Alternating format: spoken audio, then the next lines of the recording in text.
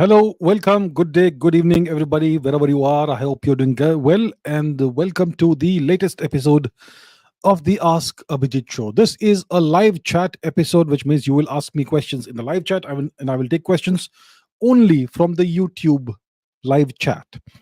As always, let me see who all is there, who all is in attendance. Let's see.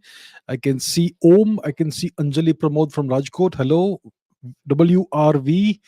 Jeel Chandarana, Amaya Tulpule, Ujwal Somya, Nanda Gizor, Abhishek Tripathi, Pratyush Yadav, Random Skull, hello, Shamik Roy, Gellert Voldemort, Karan Nalawat, Jai Shri Ram, Om Bekerikar, hello, Gaurav Atharva Pujari, Thakur Pavan Kumar Singh Bais, Mihir Thale, Rajat Chopra, Namaste.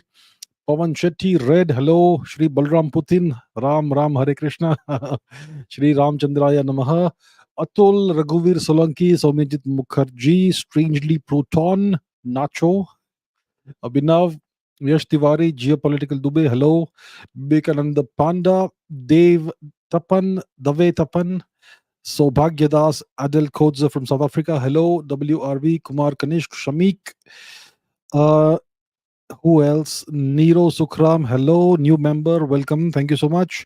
Matrix, Atharva, Siddhant, Vladimir Abhijit Chavda, and Agantuk, Dheeraj Kamath, and lots of other people. So I'll stop there.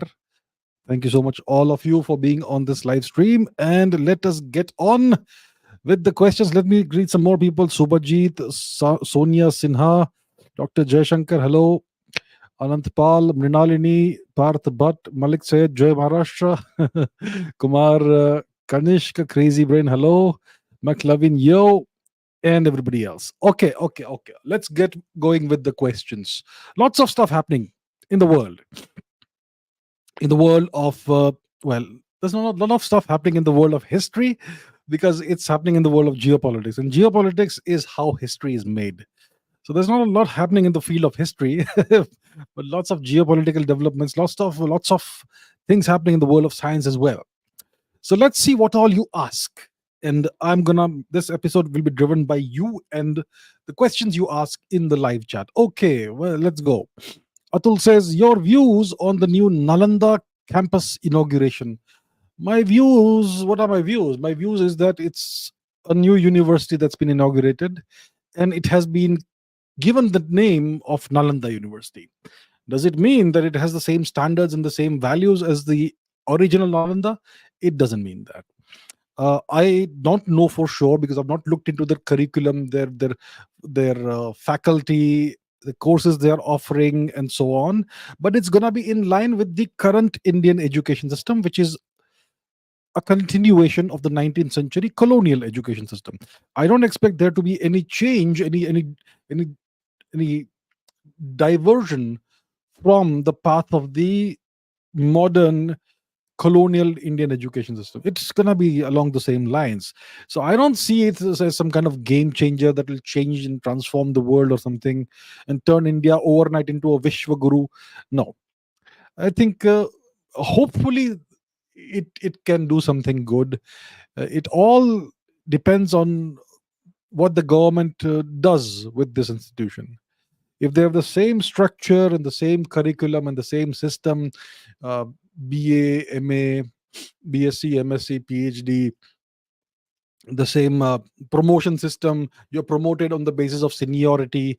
And if you have the same system wherein the non academic staff controls the budget and overall the direction, and the academic staff is reduced to just playing politics, then what's the point of having of calling something Nalanda?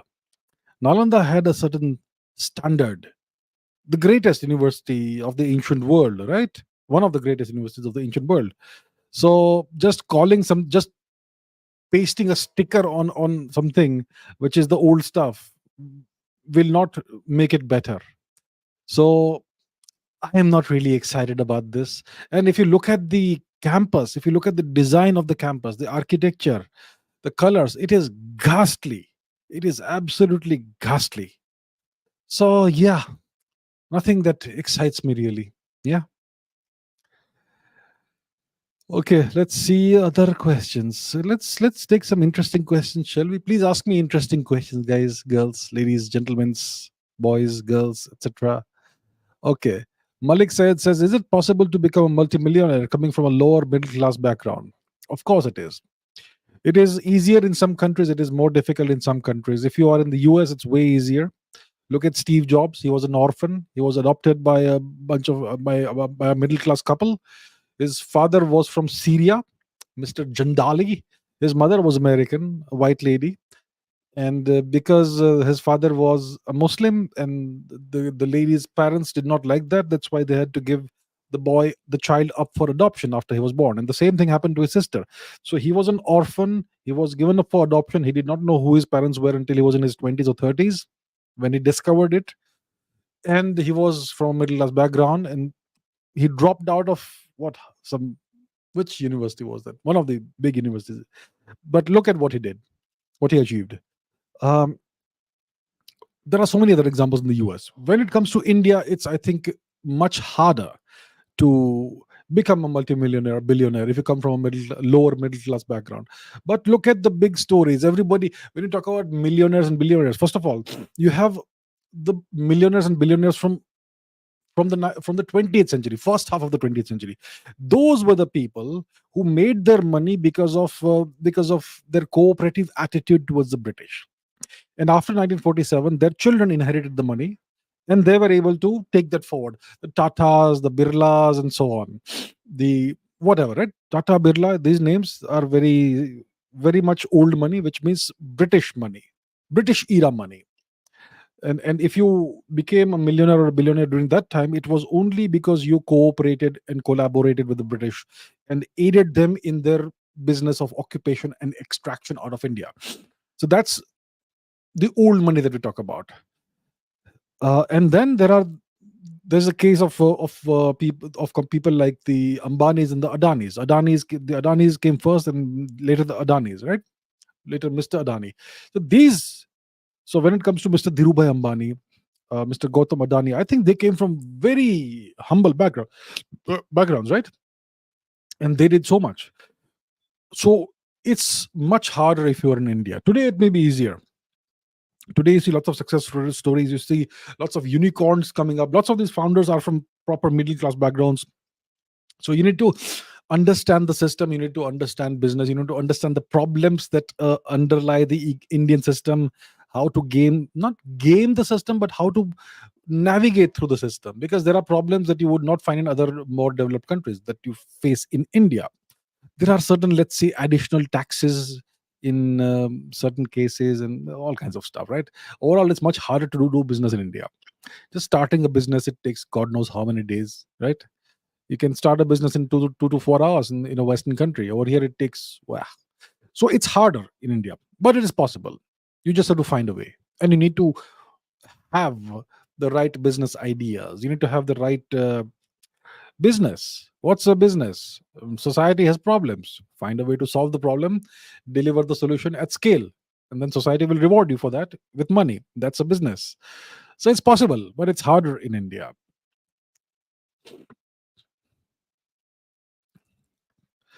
WRV1313 says many international media outlets and Wikipedia say that India has lost 2,000 kilometers of land to China after the 2020 border fights. Is that true?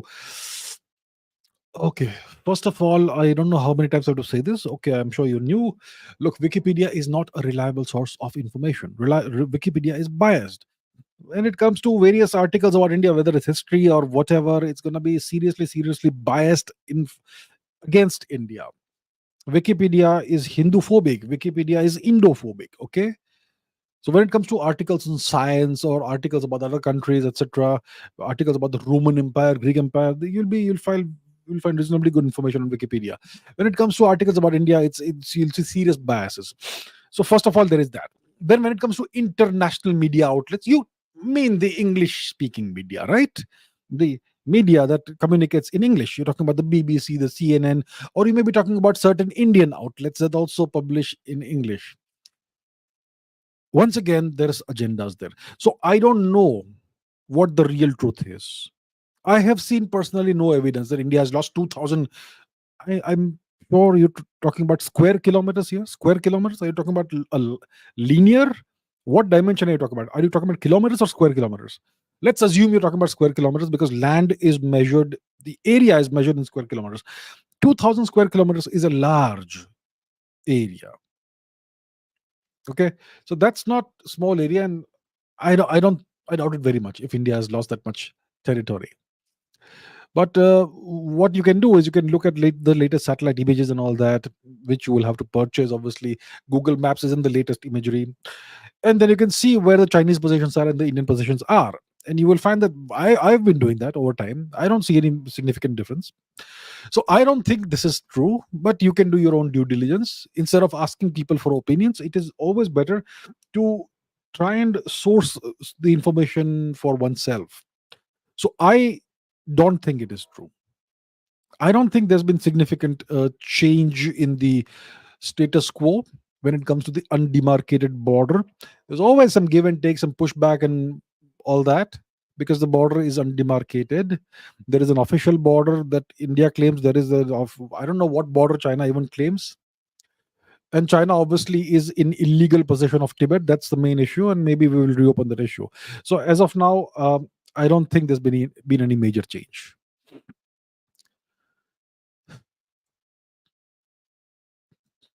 D&D mode says, please say something about nihilism. Nihilism, what is nihilism? It's an outlook on life that says that everything is futile. Life is futile, existence is futile, doing work is futile, hoping is futile. It's a very dark, sad, miserable ideology. Not an ideology, philosophy. It's a philosophical school of thought. That's what nihilism is. Everything is pointless. Why are we doing this? Just sit down and die. Lie down, close your eyes, stop working, give up. That essentially is nihilism. As far as I know, I have never really studied nihilism. It has never appealed to me, but it's a very negative and very pessimistic school of thought, philosophical school of thought. So that's the little I know about it. Nothing that interests me too much. I'm a very optimistic person. Okay, so yeah, not for me. Okay. Abhijit Banerjee says, will the US give the power of the British Empire to India due to fear of China, which was given to the US by UK? That's not power is not something that's in a box. Okay, here, take some of it, and okay, 3 spoonfuls of power. That's not how it works. And when it comes to power, you never share power. You never share power, and you never become a superpower without understanding that you don't share power. The US is going to share nothing with India. Nothing. India is merely a tool with limited utility for the US. And it's up to India whether we allow them to use us as a tool or not. If we push back against their plans to use us as a tool, they're going to hurt India. They'll strive to hurt India. So the US is going to give no power to India. Stop living in La La Land if any of you are. The US is nobody's friend. It's not a friend of the UK or Australia or New Zealand or Canada or any English speaking country. It's not a friend of this religion or that religion. It's not a friend of this nation or that nation. The only interest that the US serves is its own interest. It's at the expense of everybody else. When it serves them, when it suits them, they'll be friends with everybody and make you feel like, yeah, we are your friends. But the moment they need something, they're going to go for it. Whether it hurts you or not doesn't matter. So the US is giving no power to India. The US is not India's friend or anybody's friend. And India and the future coming years are going to be pretty tough, not just for India, for the rest of the world. And when it comes to China, the Chinese, it's their choice whether they want India on this side or that side. India doesn't have any desire to be an enemy of China. The Chinese have forced India to take certain steps out of the need for self-preservation. That's it. So it's entirely China's fault if there are problems between India and China, and the resolution lies in the hands of China itself. So yeah, there we have it. Do you think China is a communist or capitalist country? It's a capitalist country. It's an imperialistic country. It's an empire. It's not a nation. It's an empire. Okay. Parajanya Pokhrel says, why did India turn Nepal into a republic nation? It's an interesting question. Nepal was the last surviving Hindu nation on the planet. Nepal was a Rajtantra, a monarchy. They had a Hindu king, a Hindu dynasty. And in the 1990s, there was this Maoist uprising, and it has emerged in the past decade or so that the then government of India, run by certain political parties, was in support of this Maoist insurgency, and then all the Maoist leaders were essentially JNU educated elites, right? JNU is the snake pit of the Maoists and leftists and Marxists, isn't it? JNU, Jawaharlal Nehru University in Delhi. And most Indian universities are like that. When it comes to the sociology department, humanities departments, they're all snake pits of the leftist, Marxist, Maoists. So these Nepalese individuals were all educated in these universities, and they were at the forefront of this, let's say, insurgency against the Nepalese government and monarchy. And apparently, it was aided and abetted by the then government of India, which was controlled by certain specific political parties. And the result was that the Nepalese monarchy was destroyed. The last surviving Hindu kingdom on the planet was turned into a secular nation. And now they have a gigantic, fat constitution of some kind.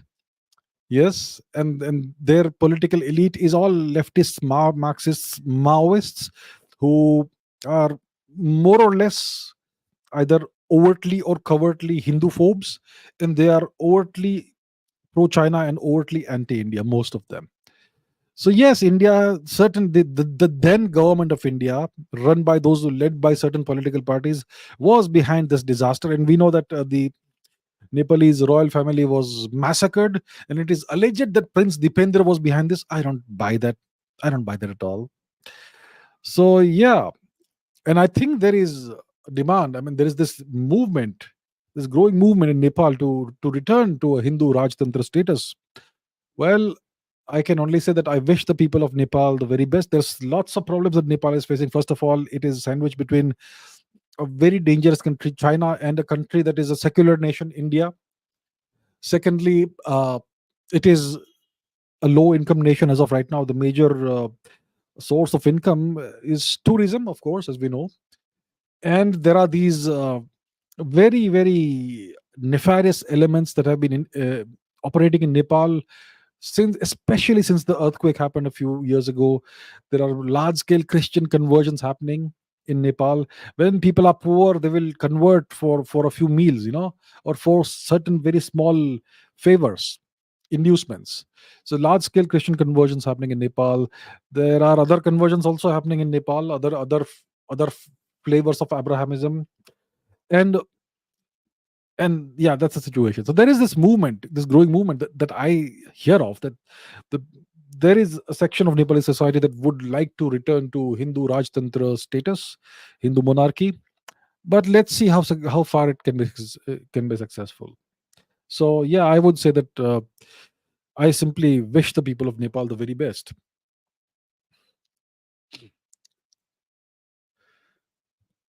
Okay, let us see what else we have. Sandesh says, "How can one join politics in India? Can one join without any political background, and be what can be the roadmap?" Look, okay, look, I am not in politics. Okay, um, so I may probably not be the best person to ask this, but the best way to join politics in India is simply walk into your favorite political party's local office and say that I want to become a member. Then they will give you membership. Maybe they'll do some background check, I suppose, and then you get into this. And depending on your qualities, your talents, your aptitudes, they'll give you various roles, and they'll see how you perform, and whether you're good at organization, whether you're good at field work, or whatever. They'll give you specific positions based on that, because the political parties always seek talent, I suppose. Not all political parties seek talent, by the way. But I suppose we know of some political parties that do seek talent, that do reward and appreciate talent. So depending on what your favorite political party is, it may be easier or less easy to advance depending on your skills and your aptitude and your talents. So I say that's how you do it. That's how you get into politics. Now, how do you rise? It entirely depends on your aptitude, your talent, your leadership qualities, organizational qualities, um, hopefully patriotism. In some political parties, patriotism is actually valued. Some may, in some political parties, allegedly it is not that much valued. So it depends. But yeah, that's generally how you do it. You don't become foreign minister or home minister after 3 years in politics. It's a lifelong career. So yeah, I would say that's how you do it. Saurin Shah says your views on Hindus destroying Jain temples. I've heard of the multiverse theory, many worlds theory. So there are multiple parallel universes that exist at the same time. It's not theory, it's a hypothesis. It's one of the interpretations of quantum mechanics, the many worlds interpretation.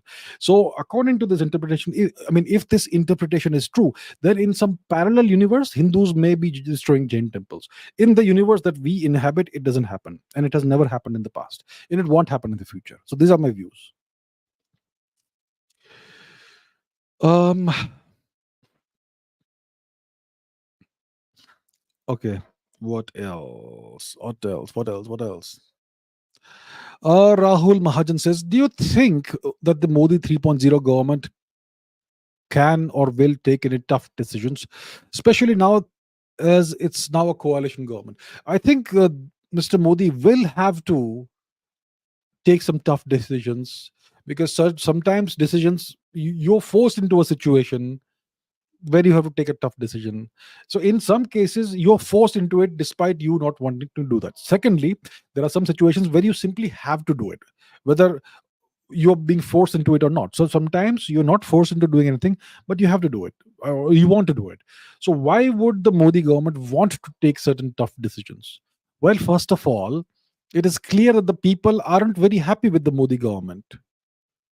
They did not give Mr. Modi's party, the BJP, a full majority this time. The people of India, the people have spoken. Janta Janardhan has spoken, right? Like Mr. Modi says. So it's the first time in Mr. Modi's entire political career that he has faced the situation that he has not won an absolute majority. So that is feedback from the people to Mr. Modi and to the BJP. And if they continue the status quo, and if they don't bring in any significant reforms, they will do a post-mortem and try to understand why the people have reacted in this manner. They've given the NDA a majority, but not the BJP, right? So it's feedback.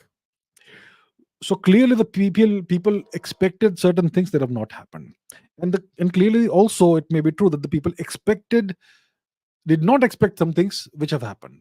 So there's going to be a need for significant course correction. And if the status quo continues just the way it is today until 2029, then it's possible that the BJP and the NDA overall may lose the majority. So certain significant actions will need to be taken. Strong actions, tough decisions. Without that, political survival may not be possible 2029 onwards, or maybe even before that. So, on the one hand, because of the election results and what the people have told through the election results, it is clear that there is a need for course correction at various levels and in various things, which will require tough decisions. Whether it is in the economic policy, whether it is in delivery of services, whether it is in culture, whether it's civilizational issues, other issues, whatever it is, they will have to take some tough decisions. When it comes to certain geopolitical things, India may find itself in situations where it doesn't want to be, and you will have to take tough decisions.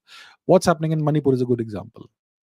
So, do we allow the Americans to get away with whatever they're doing? In case some of you don't know, it's a geopolitical situation. It's not a law and order issue. So, do we allow the Americans to get away with what they are trying to do, or do we actually push back? And what's the pros and cons of that? So, I think we're gonna see many tough decisions in the next 5 years. And I believe that Mr. Modi and his government had prepared a 100-day plan in which significant steps will be taken, significant reforms or whatever will happen. Well, that was assuming there was a full majority, which did not happen. So let's see what happens now. But I think overall, they will have to take tough decisions if they want political survival and if they want to win the next election. Kumar Kanishka says, how did the first living cell come into existence? Did it all start from protein molecules, or a meteor brought the first living cell? Can research on first living cells provide answers? Well, we don't know when the first of all, we don't know when the first living cells came into existence. The oldest evidence we have points to life emerging at least 2.77 or 2.8 billion years before today, maybe 3.8 billion years before today. I'm not sure what the exact dating is. The thing about the first cells is that they don't leave behind fossil traces because they have no hard structures in them, right? No bones or no shells or anything. It's just microscopic cells. So we don't know for sure when the first cells emerged, when they came into existence. Whatever the fossil record says, it would have been before that. So we don't know what the first cells looked like, what they were like, what was the structure, whether they had DNA, whether they had nuclei, whether they had various organelles like Golgi bodies, mitochondria, blah blah blah. We don't know anything about that. So in the absence of evidence, we can't provide answers. So yeah, that is one of the mysteries in biology. We don't know how life emerged on Earth.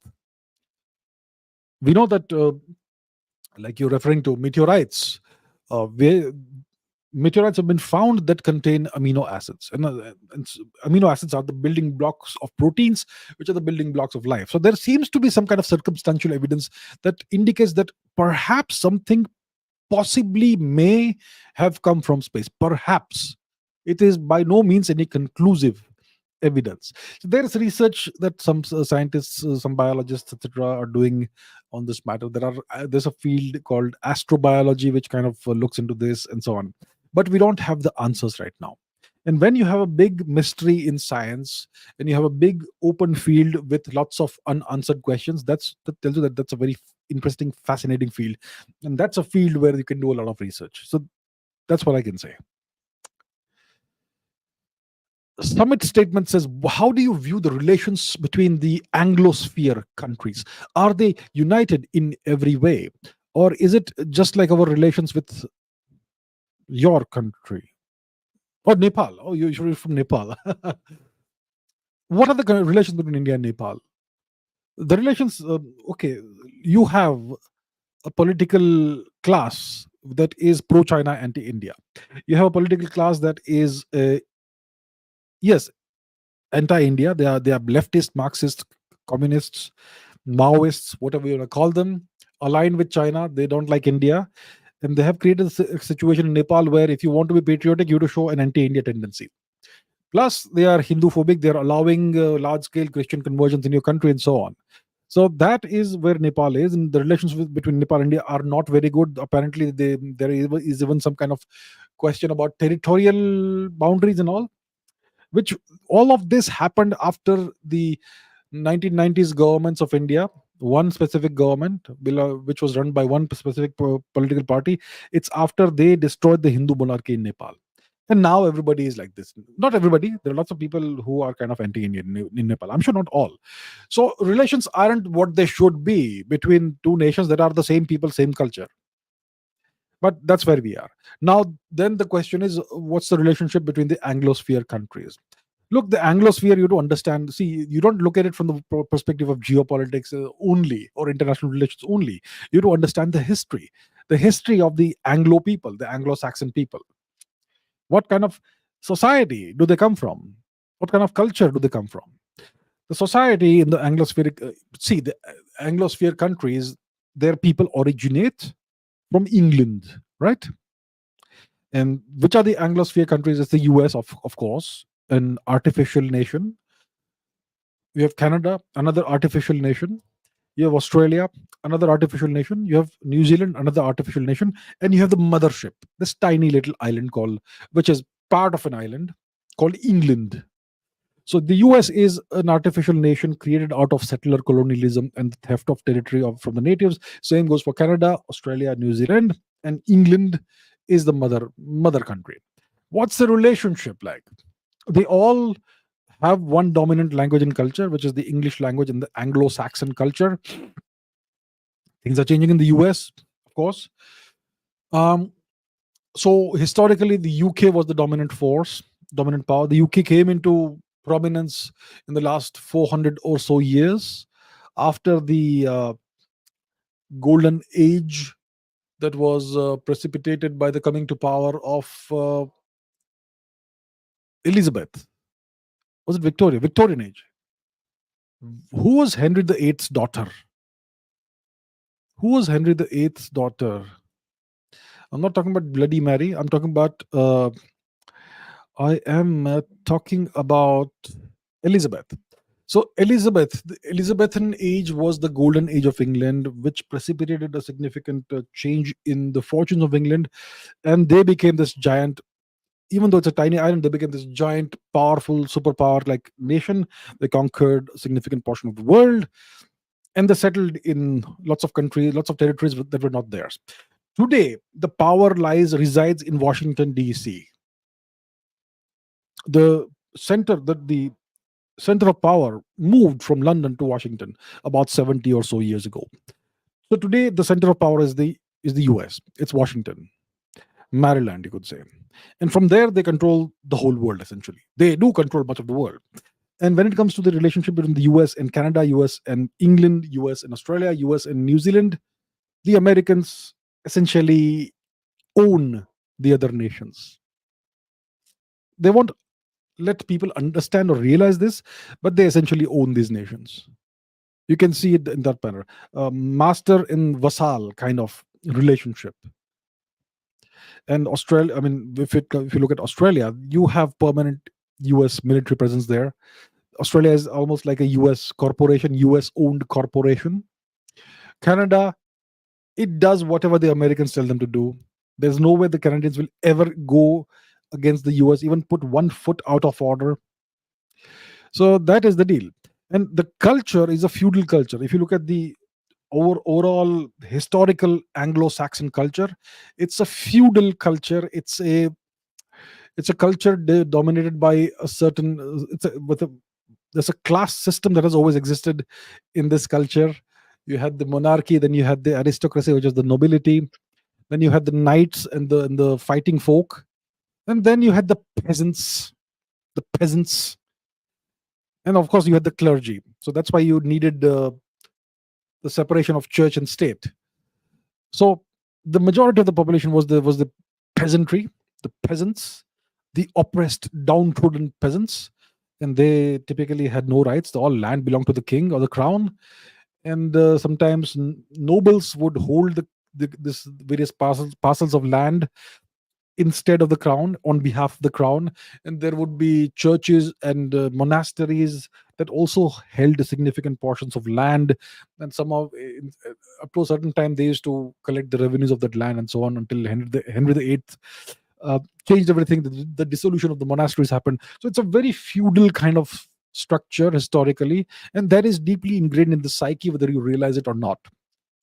So when you have the US ruling over all the other nations, for them it's just the natural order of things, and their politicians just understand that's the world, that's the way the world works. So overall, that's the relationship between the Anglosphere countries. The Americans dominate and own essentially the other countries. Master vassal relationship. Okay, Dheeraj Kamath says, can anyone start their own country by reclaiming land in the middle of a world ocean that's not within any other country's territorial waters? I suppose you could, but how do you do it? It takes tremendous amounts of money, resources, energy, etc., to reclaim even 1 square foot of land anywhere in the ocean. So yeah, technically you could start your own country,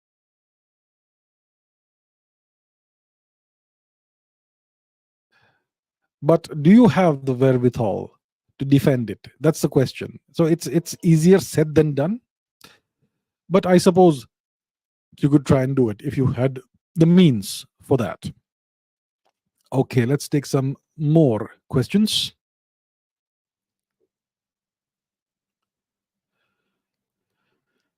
What else do we have? Wire Scientist says, how can India leverage quantum computing to gain a competitive advantage in cybersecurity and technological innovation? Well, first of all, you need to have the technology. Is anybody in India working on quantum computing? Do we have any? I hear that the Indian government a few years ago had allocated a measly amount of money for research in quantum technologies. I'm not sure what's happened. Whether they built prototype quantum computer, if somebody's building it, who is building it, who's developing it, who's doing research. So first of all, you need to have multiple places where research is being done, not just one place, multiple places, and they all compete with each other in a collaborative way. That's what needs to happen first of all. Okay, once you have that, then you will make progress. And depending on how much funding is available and how much technologically advanced you are, you will make progress at a certain speed. So, how can India leverage quantum computing? First of all, India needs to have multiple centers where quantum computing research is being done. As far as I'm aware, and I'm usually aware of things, as far as I'm aware, we are not doing that.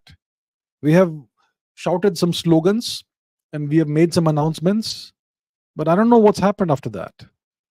So you want to have, so how do we do it? First of all, you decide that these 5 universities or these 10 universities will be allocated this much money each. You appoint the right people and you create institutes where quantum computing research is done.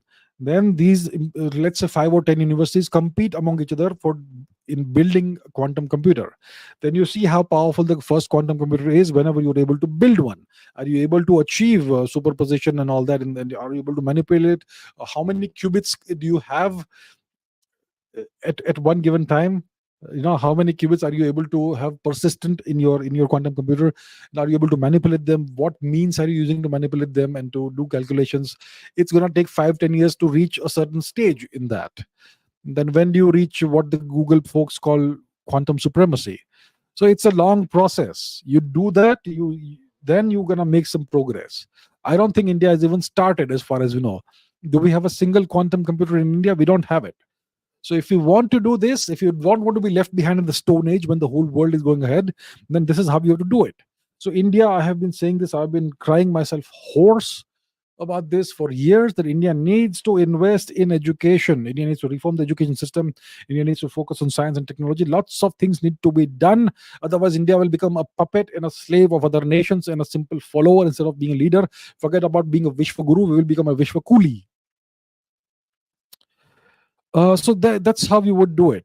I'm giving you a very rough, high level overview. You have to invest in research centers. You need to hire the right people. You have to identify and promote the right people, not people who are good at politics, people who are actually passionate about research and really talented. There are plenty of such people in India. But the system is rotten. The academic system is absolutely garbage. It is absolutely rotten. It is what it is. I'm just telling you the plain truth. But yeah, it's certainly possible. It certainly is possible if you put the right people in charge, if you put the right amount of resources, if you allocate the right amount of funding, and you give the right amount of time. It won't happen next week.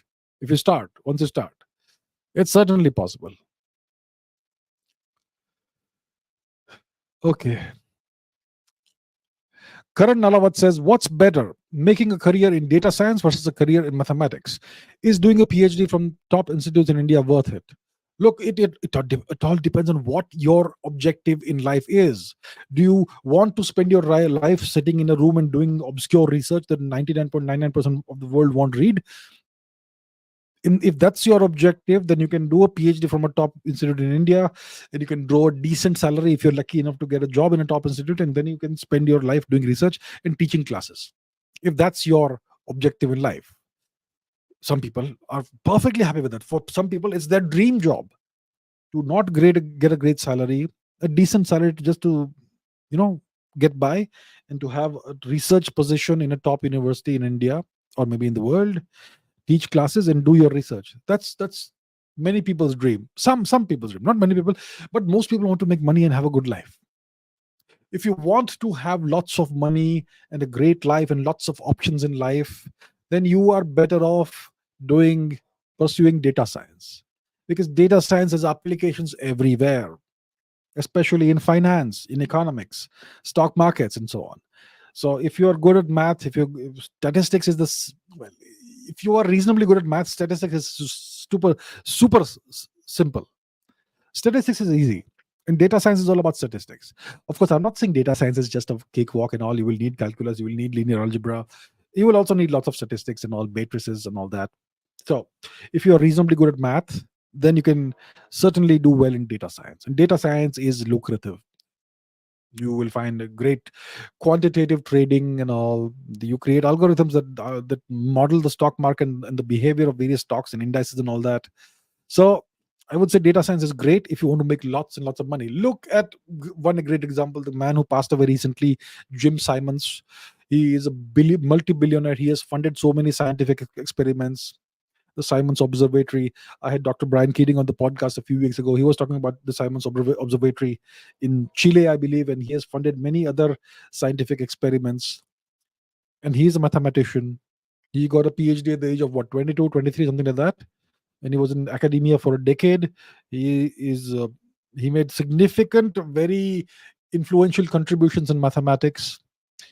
The Chern-Simons theory, for example. But then he got bored of it. He quit. He started a quantitative trading firm, and he cracked the stock market, and incredible returns his company got over the past, I don't know how many decades, and he became a multi-billionaire. Jim Simons. So he had the best of both worlds, and eventually he did return to mathematics. I mean, once you have that sort of money, you can do anything whatever the hell you want.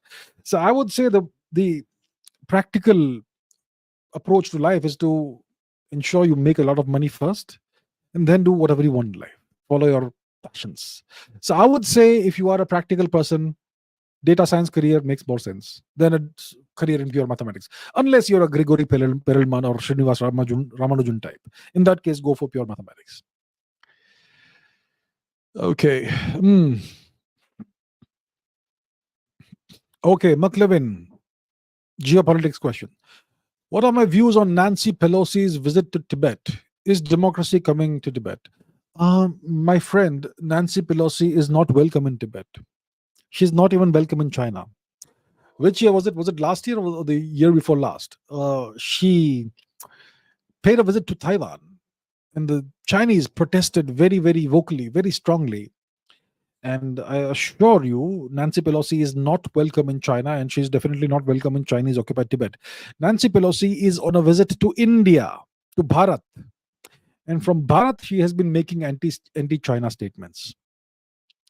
So democracy is not coming to Tibet anytime soon, but Nancy Pelosi and the Americans are trying to make sure that the relationship between India and China goes from bad to worse. Because they want to push India into a corner, the Americans, where India has no option but to be on the American side. So on the one hand, they will extradite Indian nationals to the US after accusing them of being terrorists or trying to assassinate terrorists. They will accuse an Indian national of trying to assassinate a terrorist on American soil, a terrorist who is under American protection. Then they will have that person extradited to the US. Then they will try to fuel a civil war in Burma and Manipur and Bangladesh. And then they will try to drive a deeper wedge than what already exists between India and China. The Americans are ensuring that India gets painted into a corner. So that's what Nancy Pelosi, the purpose of her visit to India is. To come to India, give public speeches and make statements that are inflammatory from the Chinese perspective. I'm not saying we are friends of China. I'm not saying that the Chinese occupation of Tibet is justified. And the Chinese also have been very provocative against India of late. So I suppose India may have no option when it comes to the relationship with China. I don't think it's a relationship. I don't think salvaging the relationship is India's responsibility. I think China has to make some moves first. So overall, that's where we are. So Nancy Pelosi hasn't visited Tibet. She is on a visit to India. I think she's still in India, or maybe she may have just left, perhaps. I'm not sure. But she is using this visit to make anti-China statements from India. That's what's happening. Okay, strangely, Proton has been asking this question for a very, very long time. Okay, here we have it. The question is, why can't India make a great wall around Pakistan and Bangladesh in borders, just like the US did in the Mexican border? Okay, let's go to the map. Yes, we have to go to map. Yes. So where is map? Oh, wait, I have to put that on the map, right? 1 second. Here we are. map. So here is the map. So strangely, Proton recommends that we go ahead and create a big wall around Pakistan. Okay, starting from the Sir Creek in Gujarat, all the way to Ladakh, and encircle Pakistan via Afghanistan and via Iran also. So we encircle Pakistan completely in a wall. Then we make another wall around Bangladesh, right? So another wall around Bangladesh, including the Bangladesh-Burmese border. So first of all, my friend, you can't go to the Afghanistan-Pakistan border and create a wall there. Okay, that is not Indian territory, Afghanistan. You can't even go to the Iran-Pakistan border and make a wall there. That is Iranian territory. When it comes to the India-Pakistan border, yes, one could construct a wall. Now, do you know how many kilometers the India-Pakistan boundary is? Let me just take a very rough thing. Let's measure the distance in a straight line. So the straight line distance is 1,500 kilometers. If you take all the zigzags and all the twists and turns into consideration, it may be 2,000 plus kilometers. Do you know how much money it takes to build a wall that's 2,000 plus kilometers? And do you think that the Pakistanis will just sit there and allow this to happen? They will not indulge in terrorism. They will not indulge in sniping and sabotage activities. And if you build a wall, don't you think it can be broken down in various places by the Pakistanis? They'll fire rockets or grenades or whatever. They will do it, right? When it comes to the US and Mexico, the Trump administration did build some walls. So, I don't know whether it is the Texas region or wherever it was, but they did do that. The entire border isn't walled off, but there are sections of wall. Now, when it comes to the power asymmetry between the US and Mexico, the US is way, way more powerful than Mexico, and the Mexicans will not dare to run any kind of proxy war against the US or any insurgency against the US from their territory. They'll be flattened if they do that. So the US has nothing to fear from Mexico, apart from the cartels that the Americans are running in Mexico, allegedly. But when it comes to Pakistan and India, it's a whole different story. So it is not practical, is my point. Once again, with Bangladesh, actually, we want Bangladesh on our side. The India-Bangladesh relationship is good. I know there's a gigantic, horrifying problem of the Bangladeshi infiltrators who are coming into India. That is a problem that needs to be addressed. I don't think a wall is a solution. I think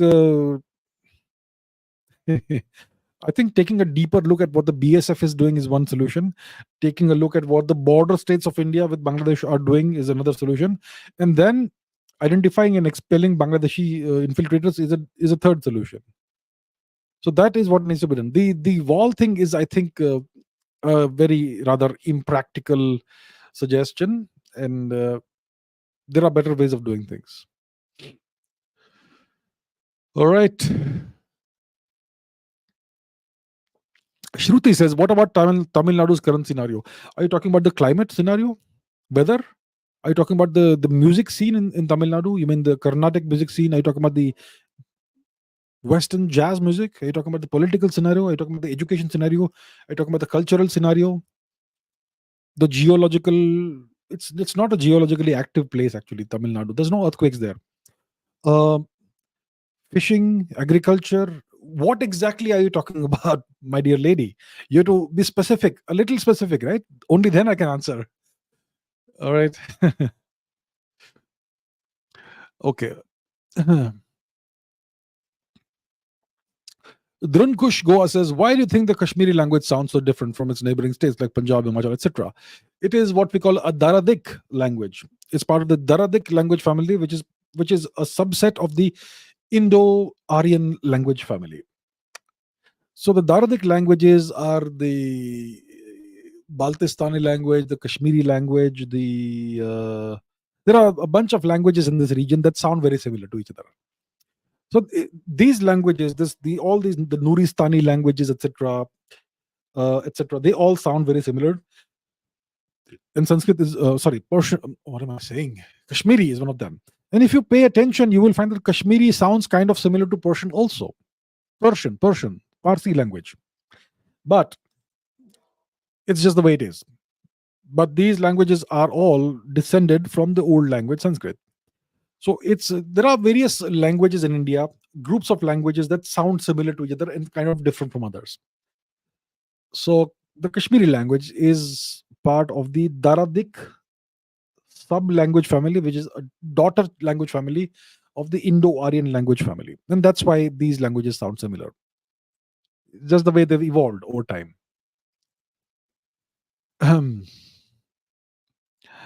I think I just answered this question just a while ago, so you can check it out.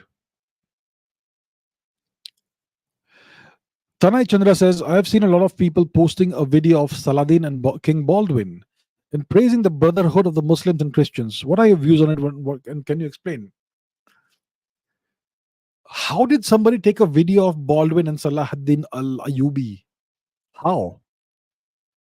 That was, what, 12th century, 11th century? I can't remember exactly when. Somewhere around that time, the Crusades. King Baldwin, who had leprosy, that guy. How did somebody take a video of those guys? It's not possible. I suppose they must be putting out clips of the movie Kingdom of God, right? I suppose that's the one. Who are the actors in that? One of the actors was Orlando Bloom, Legolas from Lord of the Rings. Another actress was Eva Green, who was in James Bond. So I think they're putting out clips of that movie, not the actual encounter. So I'm not aware of this, first of all. Now, what's the deal between Saladin and King Baldwin? Even Richard Coeur de Lion was involved in this, Richard the Lionheart. And Saladin praised him a lot. And Richard the Lionheart also praised Saladin a lot. There is some kind of brotherhood between what they call people of the book. Okay? The Abrahamic religions. There is a lot of affinity between their worldviews and their ideologies. Whether it's Islam, whether it's Christianity, whether it's Judaism. These three religions are very similar.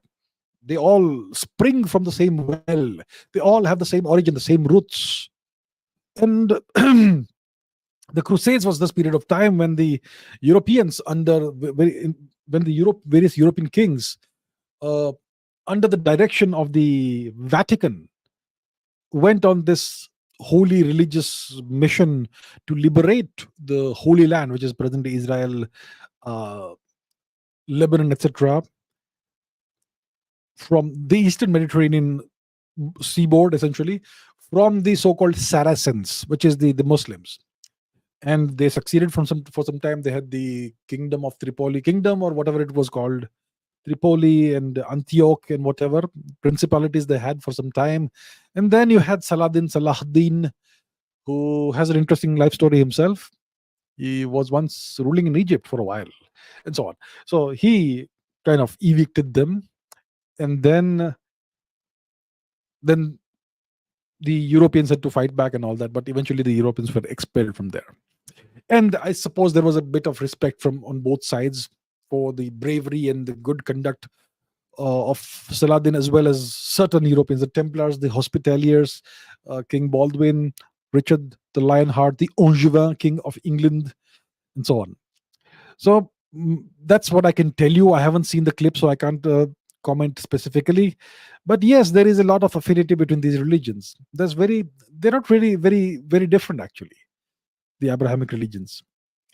They have very similar approaches, worldviews, and all that. So, yeah, that could have contributed to whatever respect, etc., existed between the two warring sides. What else?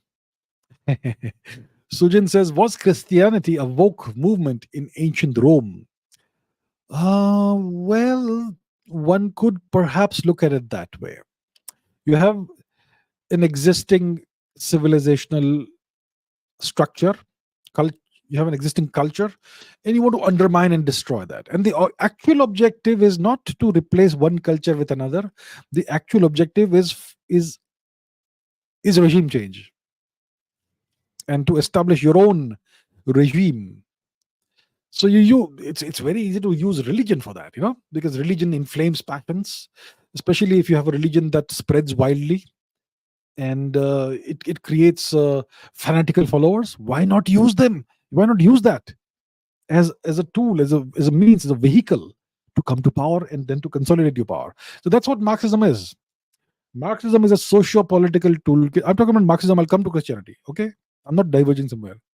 So Marxism, today's Marxism, is a socio-political toolkit that is a very simple, straightforward, one-point agenda: to come to power and then to remain in power at the expense of everybody else. Everybody else is cannon fodder. So it allows a very small group of people to acquire political power and then consolidate that political power and remain in political power. That's the only objective of Marxism. But they have this whole great uh, you know, intellectual framework built around that, and very intellectual sounding language. The dictatorship of the proletariat, the lumpen proletariat, the bourgeoisie, um, dialectical materialism, and whatnot. It's all BS. All the only objective is that the small number of people who actually are at the heart of things, they want to come to power, and once they are in power, they want to consolidate power. And it's all about all about the revolution, isn't it? Marxism, revolution. And who generally runs a revolution? Who participates in revolutions? Revolutions are violent, messy affairs. And generally, when a revolution happens in with violence, it's the most violent people of society who are at the forefront of that. And then who do you think will emerge as the leaders of that group? The worst of the lot, right? That's who comes to power when there's a Marxist revolution. You've seen that all over and over again. What happened in Cambodia? Pol Pot came to power. You know what he did? What happened in the USSR? What happened in China? Incredibly, horrible history. Now, once you understand that, what Marxism really is and what its purpose is, now let's talk about what happened in ancient Rome. You had this movement that had come out of nowhere, apparently, about some prophet from the Middle East. Yes, and it started gaining currency, and they started playing the victim card. We are being oppressed. We are victims of oppression. We are victims of oppression. We demand equal treatment. We demand human rights. We are being oppressed. We are victims. We are victims of some phobia. Okay? And then this gains currency, and then the ruling elite, they see this and they realize that this is going to take over. So if you can't beat them, join them. So that's what Constantine did. He officially made Christianity the state religion, and he became Christian. And then everything changed. So you can say it's kind of a woke movement. It was kind of a woke movement. And you had another woke movement in France later on, much, much, much later on, when Napoleon was a teenager or on the brink of his 20s. The French Revolution, there was another woke movement. There was another mobocracy rule, a violent revolution led by mobs. And behind those mobs, you had a small group of people who hoped to come to power. It didn't quite work out for them that way. But France went full woke after that. So the French Revolution was another woke revolution, essentially. And France got rid of its aristocracy, the people who actually set the standards in France. And today you have a whole set of different standards in France. You have laicite and whatnot. So yes, you could say that Christianity can be considered to be kind of a woke movement in ancient Rome, a woke movement that did succeed and totally destroyed the old ways, polytheism, the old culture of Rome. Everything was wiped out. And what happened to Rome? Crumbled. Rome crumbled. It never regained its former greatness. The Byzantine Empire, the Eastern Roman Empire, continued for a while, and let's say 1,000 years more roughly. But it never really did anything great until it itself fell to the Turks. All right.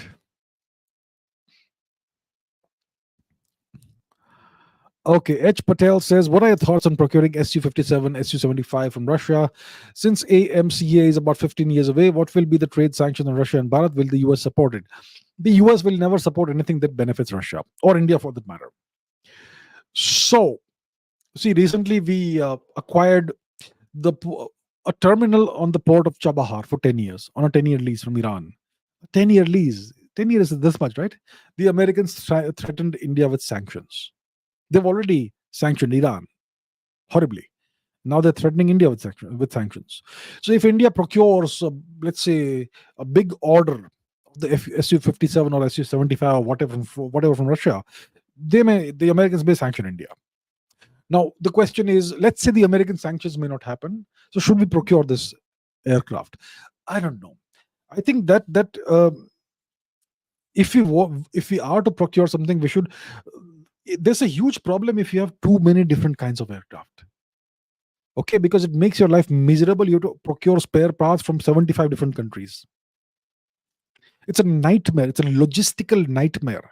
You have to train engineers on so many different aircraft. So you need to have more engineers, and each specializes in one kind of aircraft. It's an absolute nightmare. We already have so many aircraft. It's like a menagerie. It's like a zoo of aircraft. The MiG-21, we had the MiG-25, which is now phased out. The MiG-29, the MiG-31, do we have it? Perhaps. We have the Sukhoi 30 MKI. We have the Jaguar. What else? We have the Tejas. I'm sure I'm missing one or two here and there. Fighter planes. So that's already a huge number of aircraft, different kinds of aircraft, and all foreign aircraft, apart from the Tejas. Now you acquire one more, the Sukhoi 57 or Sukhoi 75. One more new type of aircraft you have to learn how to handle and to maintain. And you have to procure spare parts from Russia, because some spare parts they won't allow us to build here. I don't think it's worth the hassle. So if we need more aircraft, get more Rafales. We have what, 36 roughly. I suppose all 36 must have reached India by now. So we had an order of 36. Let's say they've all reached India by now. If we need more aircraft as a stopgap measure, get 100 Rafales. I know it'll cost money. Everything costs money. Get those Rafales. If you place a large order, the French may even be willing to shift the production line to India, to move the production line to India, or at least establish a production line in India. The French are very amenable to reasonable discussions, or they can be slightly unreasonable at times, like everybody can, but they are more amenable to cooperation with India compared to a nation like the US, let's say. So I would say we should not go for the Su-57 or Su-75 or any new aircraft. Go with something you already have and already know how to handle. So if we need more aircraft, go for the Rafale. I would say go for 100 of those, or even 200 if you have the money. Get a whole bunch of those. Those are really good planes. Okay, Vishakha Kabila says, I'm sorry, Vishakha Kabila says, how safe is Egypt to travel to in terms of the current scenario of the world for Indians? Good question. I think Egypt is a wonderful country, great ancient culture and great food, great everything. In today's world, I would be personally reluctant to go to Egypt, because we've had terrorist attacks over there in North Africa, various places. You've heard of cruise ships getting targeted. You've heard of foreign tourists being targeted. Even if it happens once or twice, it's enough to put multiple question marks in your head. So if you were to ask me, would I be happy to go to Egypt today, next week, next month, this year? I would say maybe not. Maybe not. So that's what I can tell you. From my perspective, I would rather not go to Egypt right now. There are some countries I would certainly I'll certainly be happy to go to, but right now, Egypt, probably not. Okay. Techno Dhruv says, why can't India make skyscrapers like the Burj Khalifa and other skyscrapers, all great skyscrapers all around the world? I think India also has skyscrapers. How tall is the Burj Khalifa? Shall we try and see? Let's go to our friend Google. Let me put that on the screen. Burj Khalifa. So Burj Khalifa is a skyscraper in Dubai, the UAE. It's the world's tallest structure. 828 meters tall, 163 floors. Okay, so that's a reasonably tall building. What's the tallest building in India, I wonder? Tallest.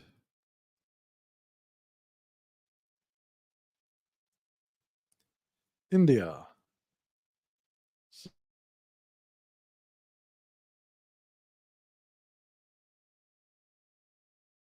is the tallest building apparently, and this one is 828. Okay, so it's significantly uh, taller than India's tallest building.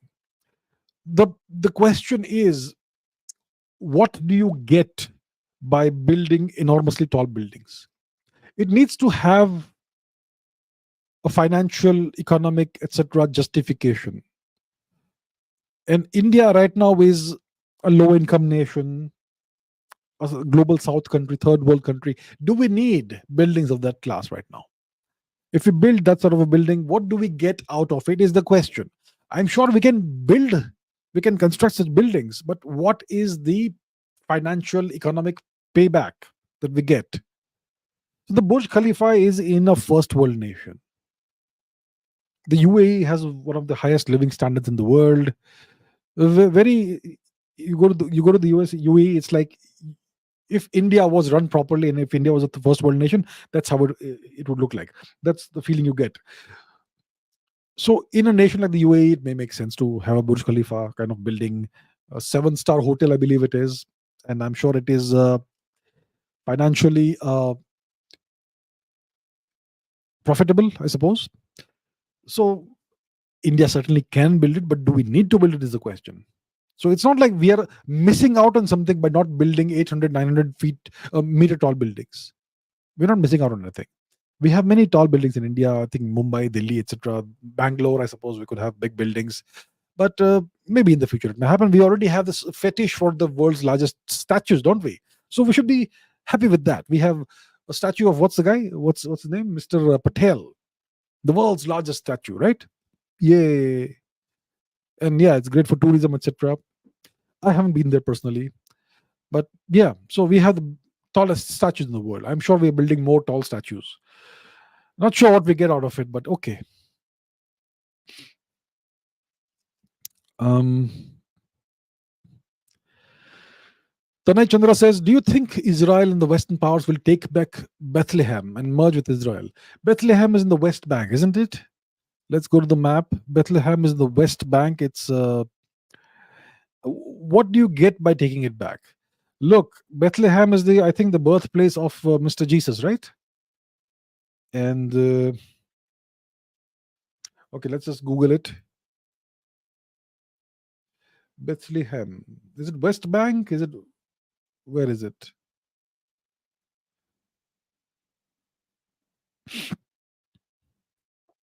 Okay, it's in Israel proper. Okay, so is it Bethlehem of Galilee or is it just Bethlehem? Yeah, as I thought, it's in the West Bank. So the question is, what does Israel gain by taking back Bethlehem? What do Western powers gain by taking back Bethlehem? I don't see any geopolitical benefit. I don't see any economic, financial benefit. And from Israel's perspective, I don't see them perceiving any cultural benefit or civilizational benefit either from taking back Bethlehem. Because Israel is a Jewish nation, it's not a Christian nation. And Mr. Jesus, who was born in Bethlehem, was, well, he's the founder of Christianity, isn't he? The prophet of Christianity. Not sure the Israelis are, they see him as one of their own. And the Western powers are now, what do we mean by the Western powers? There are no Western powers. There's only one Western power, the US. And the US is kind of distancing itself now from Christianity, isn't it? So I don't see any, I don't see them wanting to take this back or seeing any benefit in taking it back. Pankaj Prajapati says, if both India and China historically shared the same values and thought processes, why is it that the people of China are willing to accept a monarchy while Indians are so obsessed with democracy? The simple answer is the education system has brainwashed Indians. You can take the most civilized people in the world and in just a few generations turn them into absolute, what is a polite word? What's a polite word? Okay, let's turn them into absolute simpletons. I think simpleton is a polite enough word. I had other words in mind, but I won't use those. So you can be the most civilized people in the world if you have an education system like what we have in India. You can use that, and in just 4, 5, 6 generations, turn the entire nation into a nation of simpletons, brainwashed simpletons. So that's where we are today. Today's Indians have no connection with the world of their ancestors. They have no connection with their own culture. They believe everything that teachers and textbooks teach them. Democracy, secularism. Democracy, secularism. And when I say democracy, I'm not disparaging democracy. India is the origin of democracy, but we had a different form of democracy. This revolving door democracy every 5 years, complete uncertainty in what happens to the nation, that is a disaster for India. Okay. And dictatorship could be an even bigger disaster. First of all, we have to understand that if you have a ruler like Kant's mama, who's a dictator, imagine what happens to you. If you have Mao Zedong as a dictator, imagine what happens. So I'm not saying dictatorship is the panacea to the ills of democracy. We need to have a better system. So Indians are obsessed with secularism, with democracy, with whatever the Western values are. Indians are obsessed with that because of the education system. Indians are good people, and those who are in favor of whatever the West is teaching them, they actually feel that they are right, and they mean well for the country. So the ones who have this leftist liberal mindset and all, they're not bad people.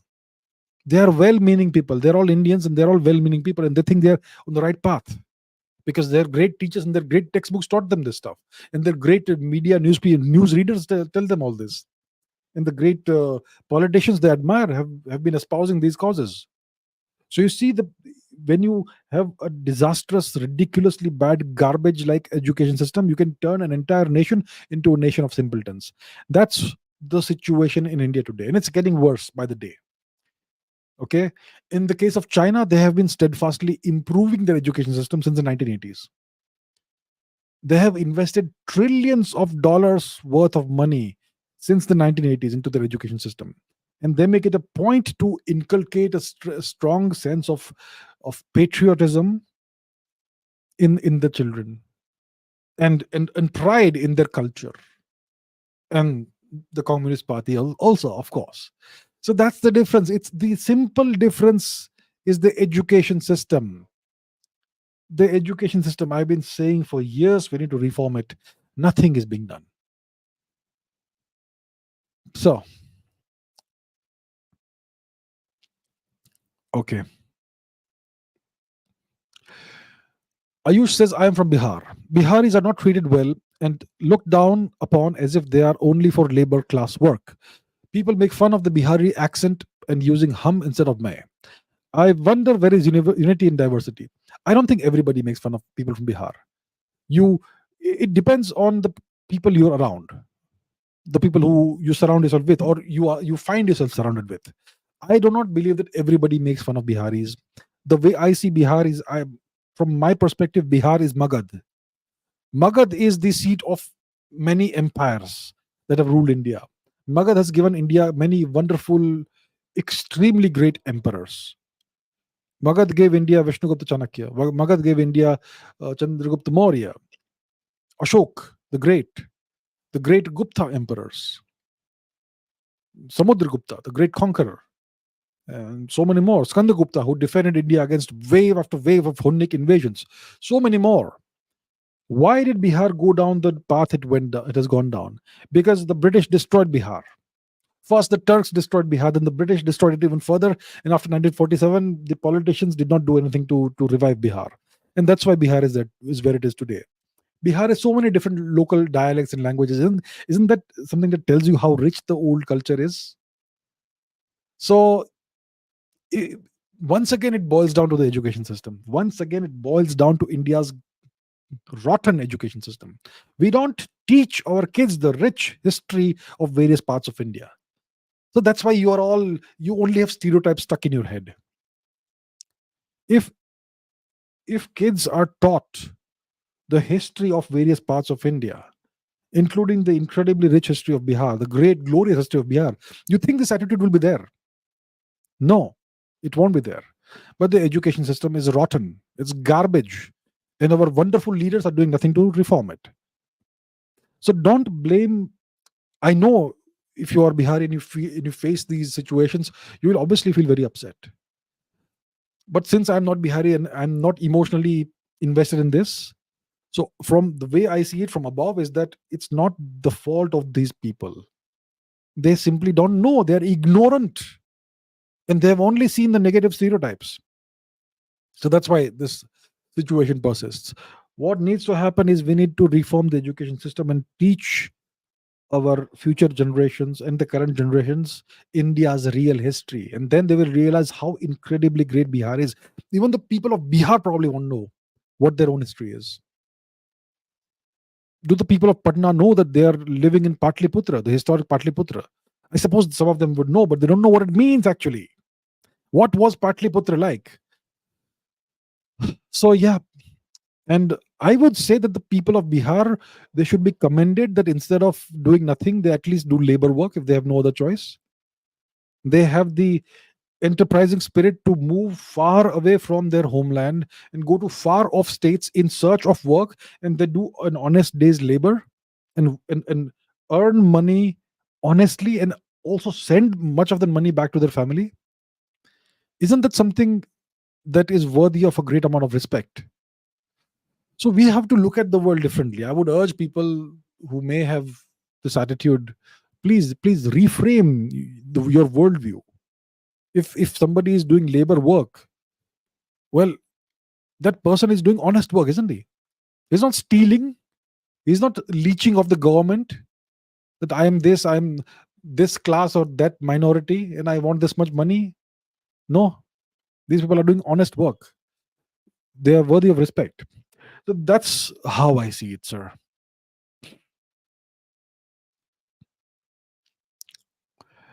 Okay. Let's see what else. Rajat Chopra says, how can Bharat deal with the illegal immigrant crisis? Sending them back would be a gigantic logistical challenge. The whole ecosystem attacked Bharat during CAA. Can this be prevented in the future? Look, we have two choices. Either we absorb them all and become completely different, or we deal with this problem. I remember around 2014, they were saying there are 50 million, 5 crore Bangladeshis in India, illegal Bangladeshis. Today, the number would have doubled, I would say. Let's say it's 100 million. 100 million is larger than the population of most countries. I know that sending them all back would be a logistical challenge. I don't care. It's not my problem. It is the government's problem. I cannot go and evict Bangladeshis, right? I don't have the authority or the power. So the people of India are not in a position to address this problem. The only entity that is in a position and that is authorized and empowered to address the problem is the government of India. And promises have been made that Bangladeshis will be sent back. What happened to those promises? They have to be sent back to Bangladesh. They will, if they are allowed to stay in India, they will become Indian citizens. They will acquire documents. They will multiply way faster than Indians. And in a few generations, India will become a new Bangladesh. I have nothing against Bangladesh. I wish the people of Bangladesh the best. I wish to have great relations with Bangladesh, extremely favorable, mutually favorable relations. I want Bangladesh to prosper. But I want the Bangladeshis who have come to India illegally to go back to their country where they can prosper when Bangladesh prospers.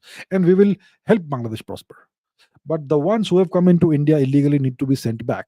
Now, if the government did nothing the past so many years, then it is their fault that there are so many in India. And they have to find a solution. They can't just sit back and say, we can't do anything anymore. Then we will vote them out of power, right? Obviously, if they can't do it, somebody else can do it. So, how can this be addressed is a question, right? I'm sure there are ways and means.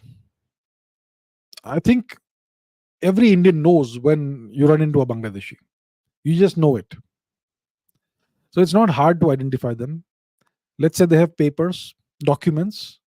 You can do a little bit of investigation and discover where those documents were acquired from.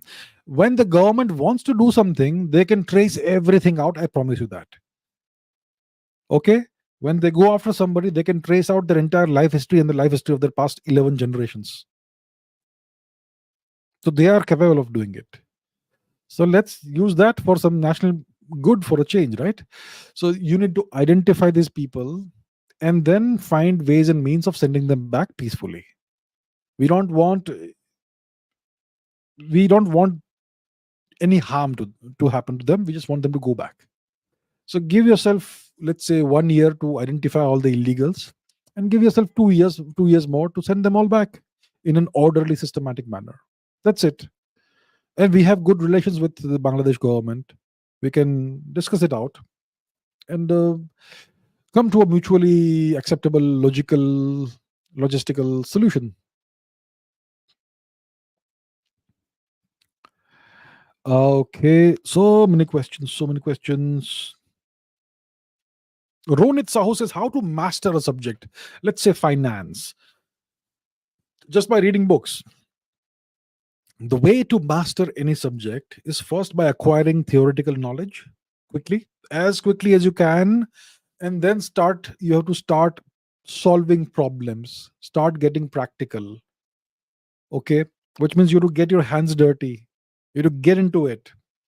So let's say let's take some examples. Let's say you want to um, learn how to play cricket. You're gonna read a book. You're gonna go and practice. Obviously, you're gonna go and practice bowling, batting, fielding, whatever.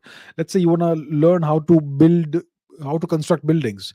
Yeah, you can learn about the physics, the mechanics of it, the load bearing and all that, the cantilevers and all that stuff, how much weight goes where, and what is the area and dimensions and all that stuff. But then once you acquire that basic theoretical knowledge, you go and start building.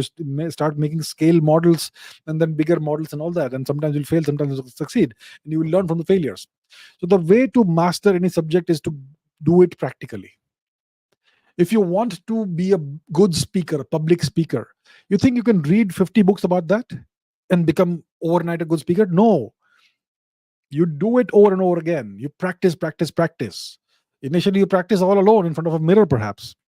Then you practice in front of your 3 friends or your siblings. Then you gather the courage and go in front of an audience of 10 people. And you do that 50 times. Then you start doing it in front of larger audiences. You have to do it over and over and over again. If you want to be a good public speaker, you need to give at least 100 bad speeches. Okay? It's a difficult process. So that's how you do it. You master a subject through practical practice, not by reading books. Reading books will give you a very vague theoretical understanding. You want to attain nirvana. You think you will attain nirvana by reading books about nirvana and how you feel when you reach there, and what process the Buddha used to reach nirvana. No, you reach nirvana, or you try to reach nirvana by doing anapan, vipassana, or whatever form of meditation. So that's what you do. You can only master something by doing that thing. So if you want to master finance, you do finance, whatever it is, trading. So let's say you want to be in the stock market, you want to become a great day trader or whatever it is, quantitative trader, whatever it is. Okay, you read books, you watch YouTube videos and whatever, you read lots of books, you get a proper understanding. Then what do? Do you stake your entire 10 lakh rupees of wealth on the stock market? No. You start with 10,000 rupees a month. Small allocations of stocks, and then you see how it goes. You start very small and you see how you're doing and whether your experiments are working or not, and over time you develop the understanding and patterns start forming in your mind. That's how you do it. So you master subjects through action, not through theory.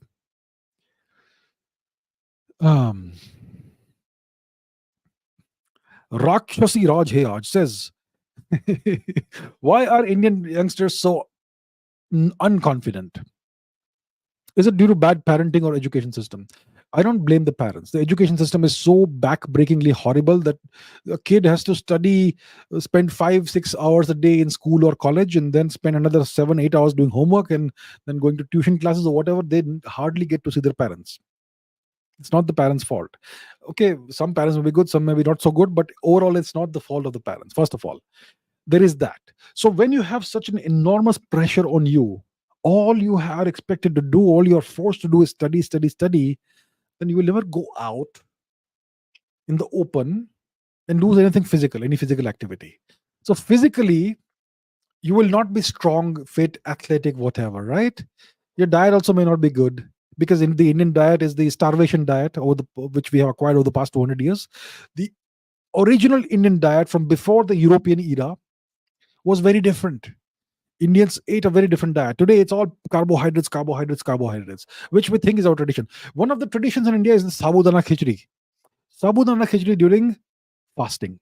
First of all, when you fast, you're not supposed to eat food. Secondly, sabudana khichdi is not even Indian. It is tapioca flour, which comes from sago. Sago is a Southeast Asian thing. Okay, and these days you make it from tapioca, which is a root that is a substitute for sago. So all this entire tradition of sabudana khichdi began in the 20th century. There is not these sabudana balls are not Indian. It's not an Indian food. You know, in Southeast Asia they have this bubble tea or whatever that has the same thing, tapioca balls. So this has come in from Southeast Asia, but we think it's an Indian tradition to eat sabudana khichdi.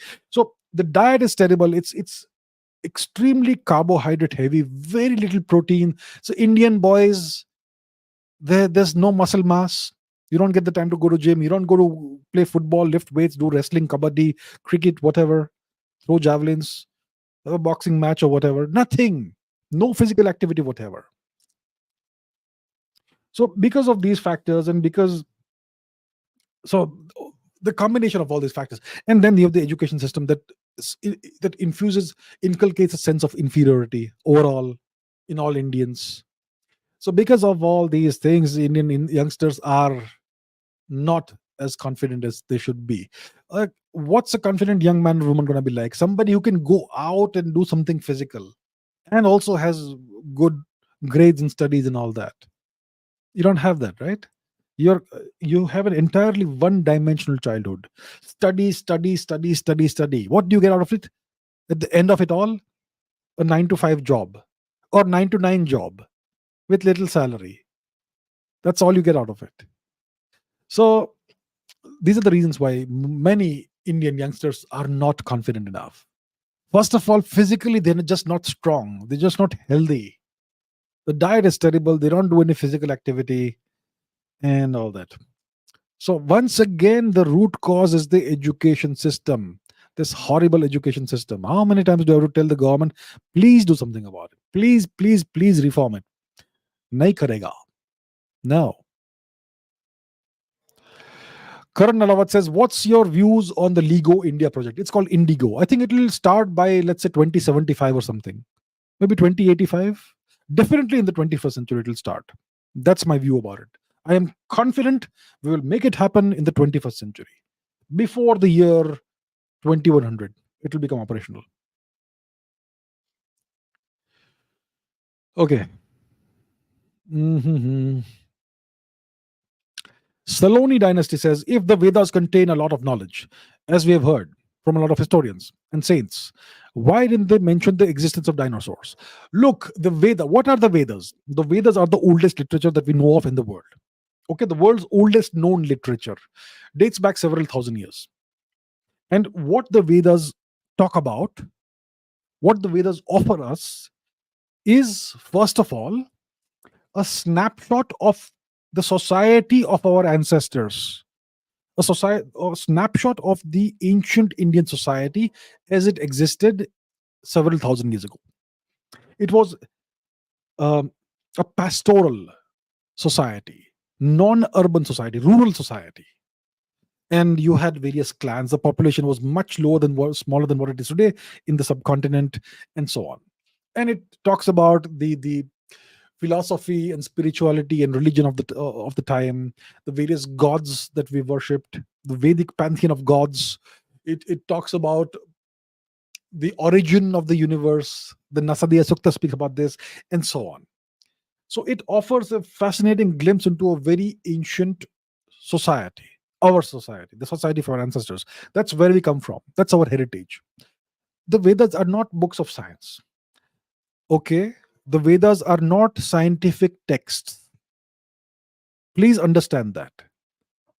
They don't talk about quantum mechanics, relativity, uh, mechanics, dynamics, whatever. They don't talk about these things. They don't offer you solutions onto how to solve physics or architectural or whatever chemical problems or whatever. That's not what the Vedas are about. The Vedas are a priceless treasure, but they are not scientific books. And and please understand that they do speak about dinosaurs. The Vedas speak about dinosaurs. They speak about the dinosaurs, which we still see today. There are dinosaurs outside my building. So they do speak about those dinosaurs, the avian dinosaurs. The avian dinosaurs. They don't speak about the non-avian dinosaurs. Because the non-avian dinosaurs died out 66 million years ago when no humans existed. So the Vedas only speak about what existed a few thousand years ago. And the non-avian dinosaurs did exist. You know what the non-avian dinosaurs are called today? They're called birds.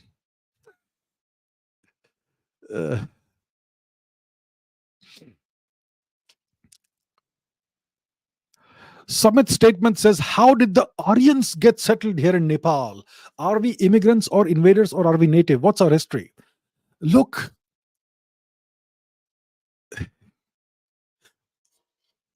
what are the Aryans? Aryans, this is what happens when you have a completely rotten education system. We think of this term Arya, the Sanskrit term Arya, as an ethnic term. Arya is not an ethnicity. The Europeans see Arya as ethnicity. They have stolen that term from us, the people of the subcontinent. From the European perspective, the Aryan word means the white people. They have stolen that word and the term from us. The only people who can be called the Arya people are the people of the subcontinent and the people of Persia. These are the only true Arya people in the entire universe. The Europeans, the Nordic people, the Germanic, Teutonic, Celtic, whatever people are un-Arya. They are not Arya at all. The term Arya is a Sanskrit word. It means noble. It means superior. And today we call each other sir, right? We call somebody sir. In the old days, our ancestors called each other Arya. So it meant sir. It meant somebody who is worthy of respect. It did not exactly mean sir. It meant Arya. You can't actually translate that. It meant somebody who's noble and superior and refined and cultured and civilized. That's what it meant. So the true Aryas are the people of the subcontinent and their Persian descendants. So the people of Nepal are the original Arya, just like the other people of India. And the true natives of India are the Arya, which is us. We are not the product of some Aryan invasion or migration or tourism or picnic. We are the natives of the subcontinent. We have been around for at least 70,000 years. That's our history. That's what genetics tells you. The oldest matrilineal as well as patrilineal lineages, genetic lineages, haplogroups in the world originated in the Indian subcontinent. Haplogroup F for the males, 65 or so thousand years ago, originated in the Indian subcontinent. And haplogroups M and MN, which are female matrilineal haplogroups, also originated in the Indian subcontinent. So the people of India are not the product of some migration or invasion of white-skinned Aryans. We are the original Arya. The original Arya are these people, the brown-skinned people, the dark-haired, dark-eyed people. We are the original inhabitants. And the same goes for Nepal. Obviously, you're also part of the subcontinent. Indians and Nepalis are the same people, more or less. No real difference. And the Persians were our cousins. Now the genetics of Persia have kind of changed after the Arabic and Turkic occupation of Iran. That's a different story. Okay, so the Aryas settled in Nepal and Bharatvarsh overall about 70,000-80,000 years before today. We are the original natives. Okay.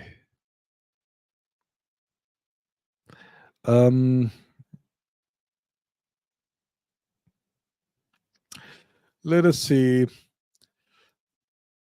Okay, Rice says, why do some Israelis hate Netanyahu? Isn't he working to end Hamas? Why do some Americans hate Trump?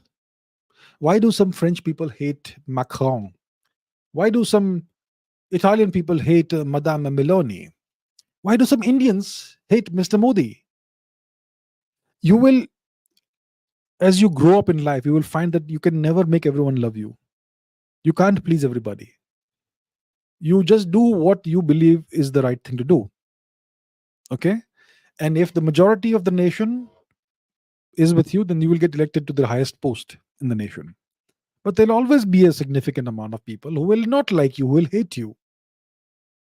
So Netanyahu, well, is a complicated figure. Very interesting guy. Mr. Binyamin Netanyahu. His brother, Yoni Netanyahu, was a commando in the Israeli special forces. He was killed in Operation Entebbe in Tanzania.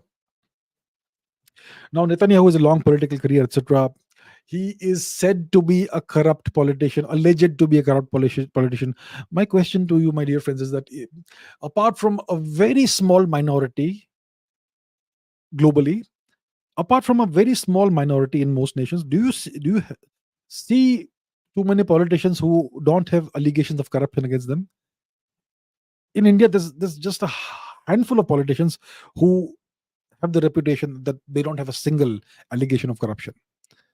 And I really appreciate that. But most politicians, over time, some or the other allegations will be thrown at you. And some of them may be right, perhaps in some cases, in the case of some politicians. So there are allegations of corruption against Mr. Netanyahu. And he has been trying to reform the Israeli judicial system and take away some of the powers, because the judiciary is unelected. The Israeli judiciary has tremendous powers despite being an unelected body. They can actually come and interfere in the acts of the government and the parliament, which is actually a danger to democracy, whether you realize it or not. When you have an unelected institution that gains power over the elected institution, that is dangerous for democracy. So he's actually trying to rectify that. But yeah, there is hatred towards him for that. He's seen as too far right wing because there is a significant left wing in Israel now, among the Jews also, and so on. So it's a complicated thing, lots of factors. But my simple answer is that there will be no politician in the world who is universally loved or universally hated. Even the most popular politicians in their country, in any country, will have a significant percentage of the population that doesn't like them. So that's just the nature of the world and the nature of politics. Okay. Banku Nath Singh says, what's your favorite cricket match of all time?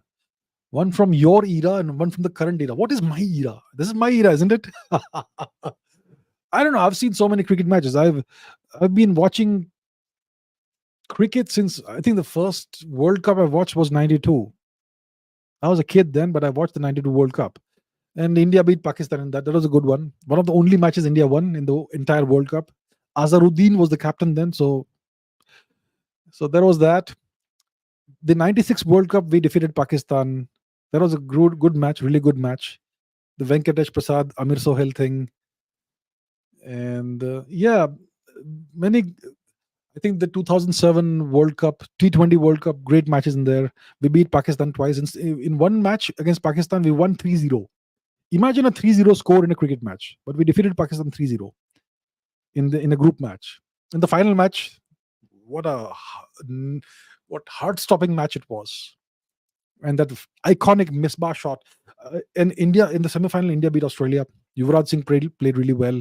So there's been so many great cricket matches. Um, some matches don't even involve India. The 434 match, South Africa Australia, that was a great one. So yeah, and I've seen really great players, some of the greatest players of all time. West Indies used to be a great force in the past. Curtly Ambrose, one of the great bowlers. So I've seen lots of matches. But yeah, these days I don't follow cricket that much because it's become kind of boring now. It doesn't have. I watch international cricket, but not the IPL, not much. So yeah. Okay, Shri Ramachandra Namaha says, tell us about autoimmune diseases. How do they occur? Are they cured through current genetic technology? How do you prevent your generation from acquiring them? See, autoimmune disease. What is an autoimmune disease? It is a disease in which your immune system becomes hyperactive and overreacts about something. And the overreaction is such that it attacks its own body. So it's kind of similar to an allergy, but allergy is towards harmless foreign substances. So some people have allergy of what? Pollen, peanut allergies. Some people, if they eat peanuts or if they eat shellfish like shrimps or prawns or something, they get allergies. Their face swells up, tongue swells up, and all that. They have to be given some antihistamines and all that. So that's an allergy in which a harmless external substance is perceived as a mortal threat by the immune system. It overreacts, and then it causes all these symptoms, inflammation, and all that, various kinds of inflammation. That's an allergy. Asthma is an allergy. Allergic rhinitis is an allergy, and so on, so forth, so on, so forth. Pollen allergies and all that. But autoimmune diseases are diseases in which the immune system behaves very similarly. It overreacts, but instead of attacking a harmless foreign substance, it attacks your own tissues. So that's an autoimmune disease. What I forget the what are some common autoimmune diseases? Arthritis. Arthritis is an autoimmune disease. People, the joints, the cartilage in the joints gets destroyed over time. I think it's an autoimmune disease, if I'm not mistaken. And there are some other autoimmune diseases whose names I can't remember right now. What is it? I forget. But yeah, so that's what an autoimmune disease is. Your immune system attacks your own tissues for whatever reason. I'm not sure what the cure is for autoimmune diseases. Can you do some? I think there could be a genetic reason for that. Maybe it's some acquired, inherited genetic thing, perhaps. So it's possible that it could be cured through genetic genetic engineering or whatever. But I'm not sure if any known cures exist for the most prominent autoimmune diseases. I'm sure it's an area of active research, but that's what I can tell you. Alo Homora says, why doesn't India or the Indian government focus on atomic power plants or energy? We haven't been able to achieve atomic energy targets ever, regardless of whichever government is in power. Yeah, I agree. See, nuclear energy is green energy. As long as you have a good reactor and you have good processes and all that, as long as you have good technology, it's going to be completely perfectly safe. So nuclear energy is abundant. It's an abundant source of energy as long as you have the nuclear fuel, and it's completely green. The nuclear waste can be disposed of very safely. And apart from solar, it's one of the cleanest forms of energy. And solar and wind energy, geothermal energy, etc., these are unreliable sources of energy because they depend on external factors. Nuclear energy is completely reliable. So India should focus on nuclear energy. We have a 3-stage nuclear program. We are just getting into the second stage. The third stage is thorium-based reactors. We have an abundance of thorium in India. We have the world's largest reserves of thorium. We should have 500 nuclear reactors overall, eventually. Right now, how many do we have? A handful. So when you look at upcoming nuclear reactors and reactors under construction, I think India is one of the top nations right now. The Chinese are at the forefront. They may have about 50 reactors being planned and 20, 30 being built right now. I think India comes second or third. if I'm not mistaken, in the world. But India needs to India can do so much more. So I agree with you that India should focus on nuclear power. India has the world's largest thorium reserves. It is a gift that the gods have given us. Why not leverage that? Why not use that? So I don't know why the three-stage program is lagging so far behind. Probably politicians are busy with more important pressing agendas, and long-term energy security may not be that important for them, perhaps because it doesn't give them votes. Well, in a democracy, every 5 years you need to go and ask for votes. And if you say that I am constructing 25 nuclear power plants, people won't understand because the education system is garbage. And the people won't understand what it means. So once again, you have to reform the education system. I think every answer that I gave, it comes back to the education system. That's how dire a need we have in India of reforming the education system. So maybe one of the reasons politicians aren't incentivized to double down on the nuclear program is because most Indians won't understand what it is, and other political parties will claim that you're trying to damage the environment. Recently, I mean not recently, about a decade or so ago, there was a physics observatory, a physics experiment that was going to be built in India, a neutrino observatory. Okay, a neutrino observatory. And some political parties raised a hue and cry, saying that it will pollute water with nuclear fuel or something like that. It'll pollute the environment with nuclear fuel. Absolute nonsense, but it alarmed the public of that place, and I think the experiment never took off. So that is how ill-educated the Indian public is. So then, if you spend a lot of money building nuclear power plants, it won't translate to votes. So I think that's the reason why politicians don't have the incentive to double down on the Indian nuclear program, because it's not something that gains them votes. On the other hand, if you go give freebies, and if you go give free laptops, and you give free this connection, that connection, it may get you votes. See, that's the quality of the Indian public. That's the quality of the Indian education system. We need to change that, but nobody's bothered to do it.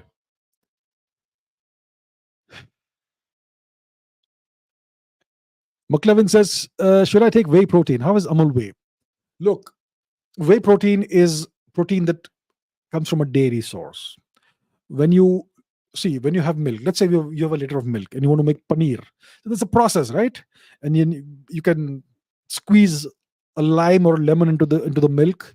So it'll curdle the milk, and then you take a fine cloth and you put the milk in that, and or you keep it overnight, and by the morning all the liquid comes out and all the solid is out, and that is paneer, cottage cheese. And the liquid that comes down, that's called whey, and there's a lot of protein in there, and that's processed to extract the protein, and that's whey protein. So it's a good source of protein as long as the company is good and they've not put any garbage in there. So if you buy whey protein from a reputed company, it's going to be good for you. It's going to be very high quality protein. One scoop will have 20-25 grams of protein. You take 2 scoops a day, you get 50 grams, just like that. Just 2 scoops, reasonable size. So if you are lifting, if you want to gain muscle mass, and if your diet doesn't give you sufficient protein, if you're vegetarian or whatever, you can take whey protein. It's a vegetarian source of protein. It's good. Amul is a good company as far as I understand. So Amul whey could be good, I suppose. So yes, I think it is something that can certainly help you pack on some muscle mass and reach your protein targets in case you have a protein deficient diet, or because of various reasons you don't get enough protein. So yes, you can go for a good protein source. I think uh, Amul whey protein should be good. Amul is a reputed company for sure. Okay.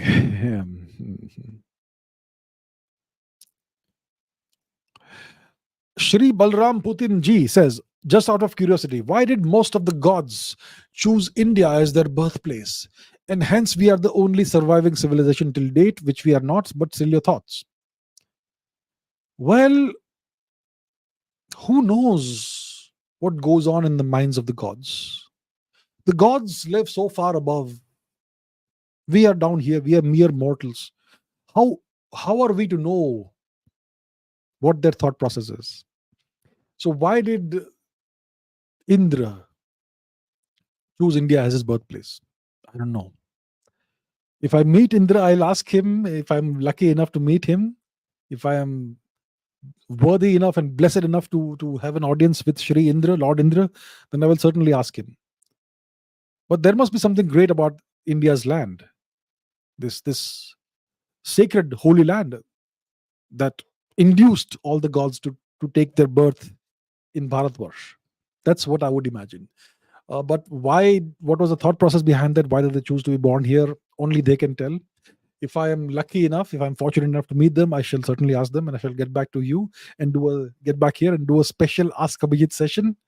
Okay, but my thoughts are that most likely this is a very holy, sacred place for some reason, and that's why the gods chose to be born here. The good gods, at least the good gods. Okay.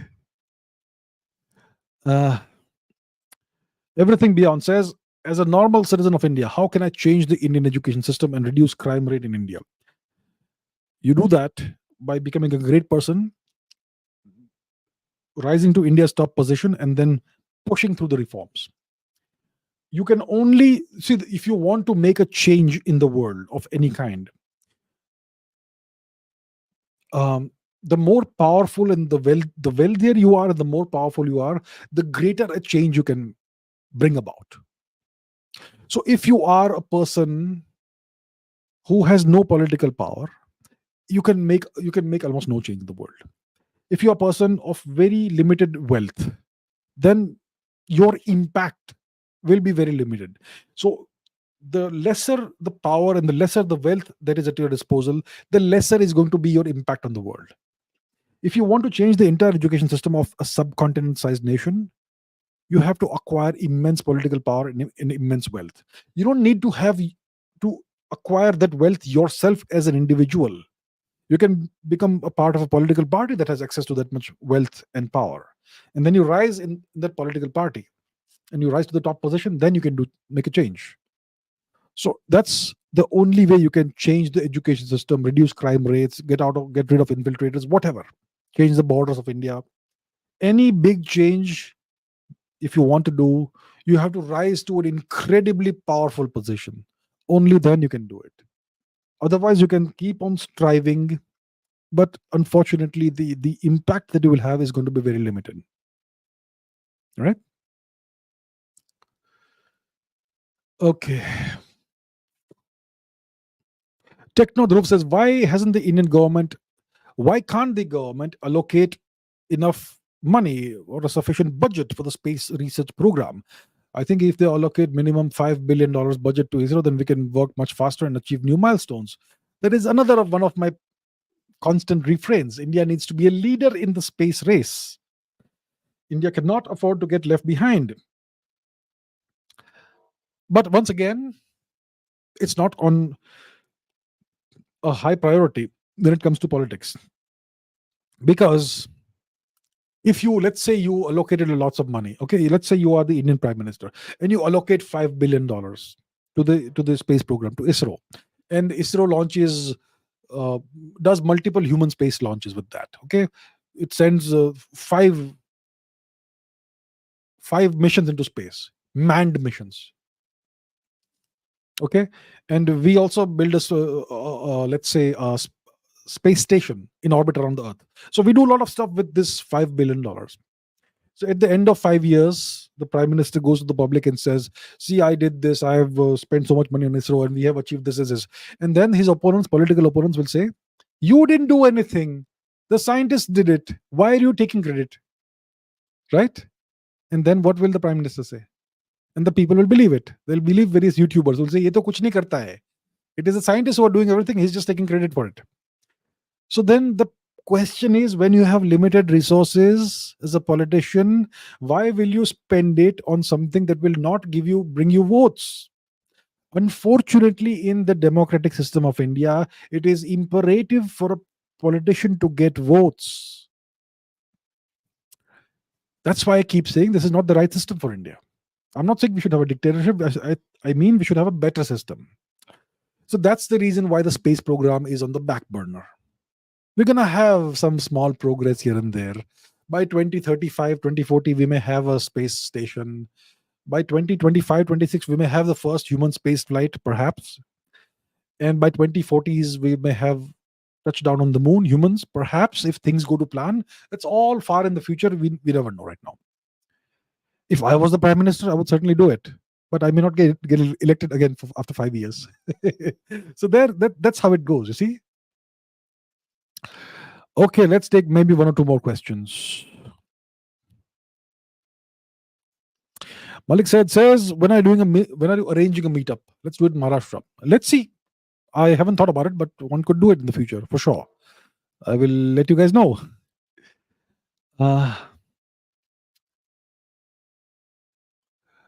Okay, let's take one or two more questions.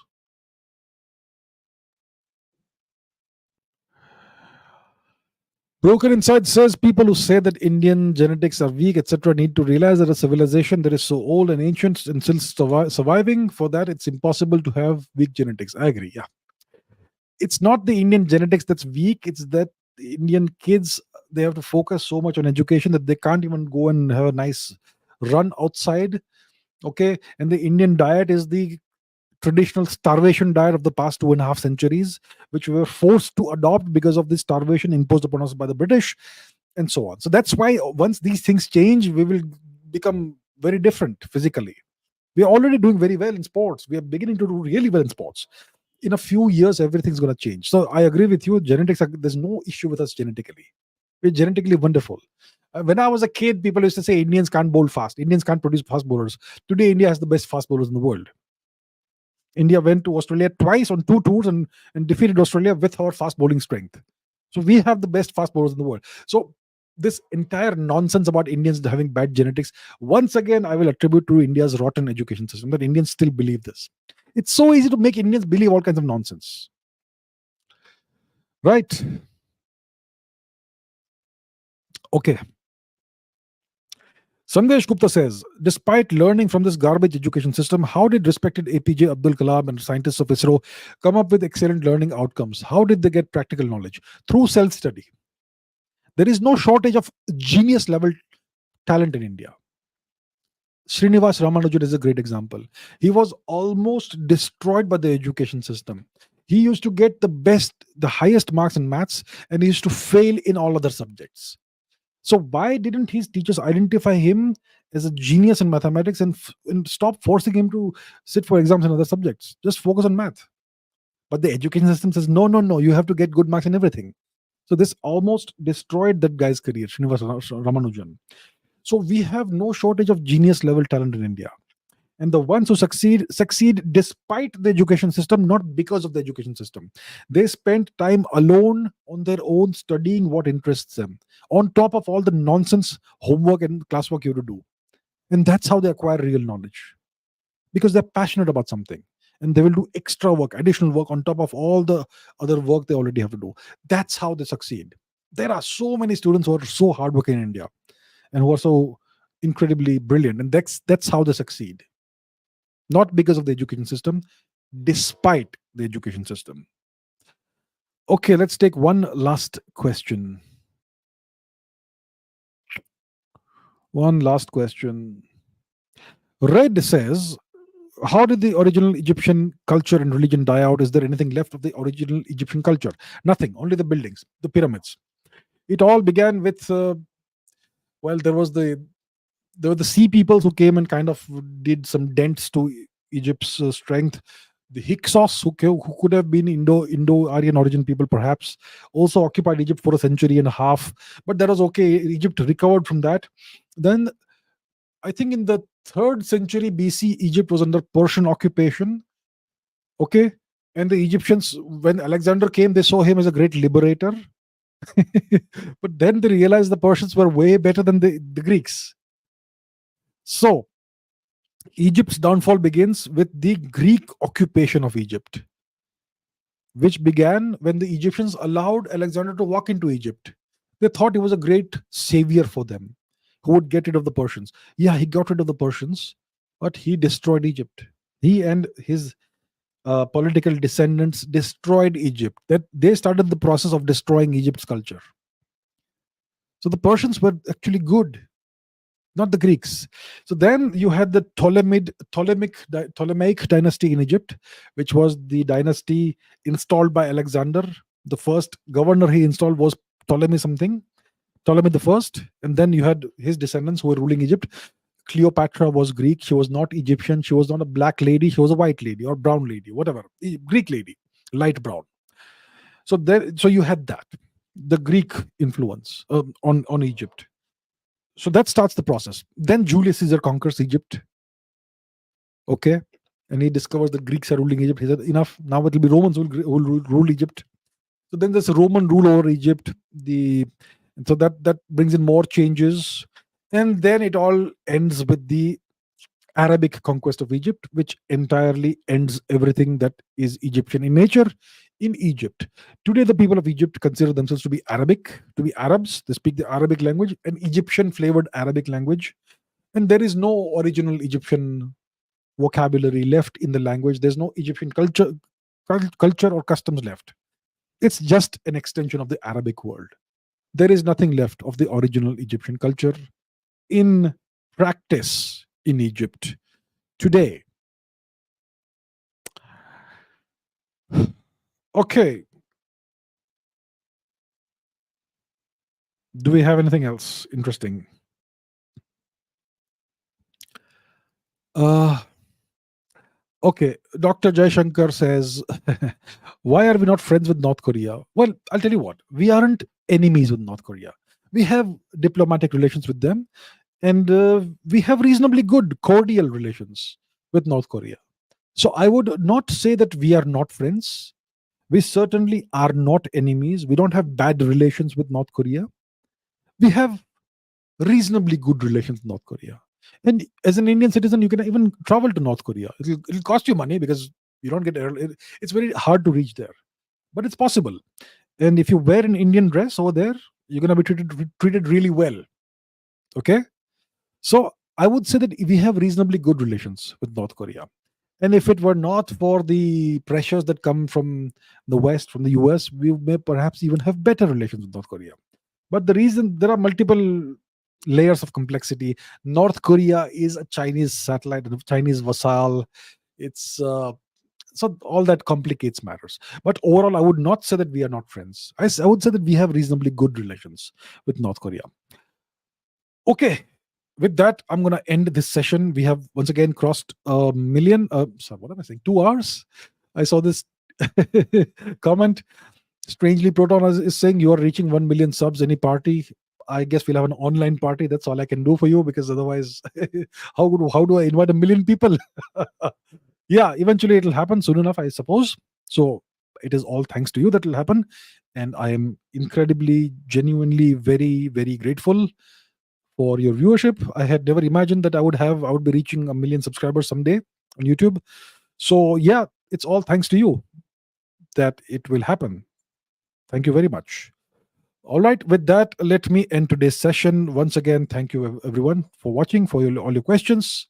And apologies to those of you whose questions I could not take, but I have more live streams coming up very soon. And hopefully I will take your questions on that. Thank you so much. And I will see you in the next one. Take care and keep raising your standards. Bye.